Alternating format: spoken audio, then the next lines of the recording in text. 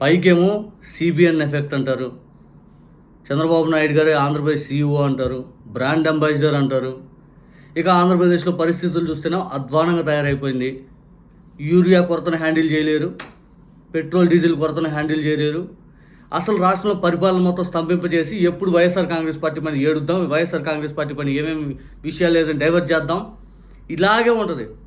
వరదలు హ్యాండిల్ చేయలేరు, యూరియా కొరతను హ్యాండిల్ చేయలేరు, ఏదైనా చనిపోయిన ఘటనలకు ముందు జాగ్రత్త చర్యలు తీసుకోలేరు. ఇది తిరుపతి లాంటి ఘటన, లేకపోతే సింహాచలం లాంటి ఘటన, తర్వాత చివరాఖరికి వచ్చి పెట్రోల్ డీజిల్ క్రైసిస్ కూడా. ఇంకేం చేస్తున్నారా అంటే వీళ్ళ మంత్రులు కూడా అలాగే తయారయ్యారు. ఈయన నించోబెట్టినటువంటి ఏదైతే కేంద్ర విమానయాన శాఖ మంత్రి ఇండిగో క్రైసిస్ చూసాం. అసలు వీళ్ళకి టీడీపీ వాళ్ళకి నాయకత్వ లక్షణాలు ఈ విధంగా ఉంటాయా అనిపిస్తూ ఉంది. వీళ్ళు ప్రజల కంటే కూడా సొంత పబ్లిసిటీ, సొంత విధానం. ఇలాగైతే ఏమనంటే డబ్బా కొట్టుకోవడం, ఆహా ఓహో ఇంక మామూలు లేవదు, ఇంకా అత్తుంది ఎత్తుంది అది ఇది అని చెప్పి.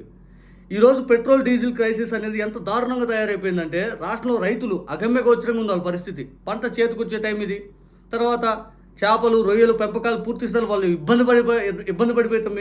ఇబ్బంది పడే టైం కోట్ల రూపాయలు అప్పులు తెచ్చి తీసుకొచ్చి పెట్టుబడులు పెట్టి నడిపే విధానం.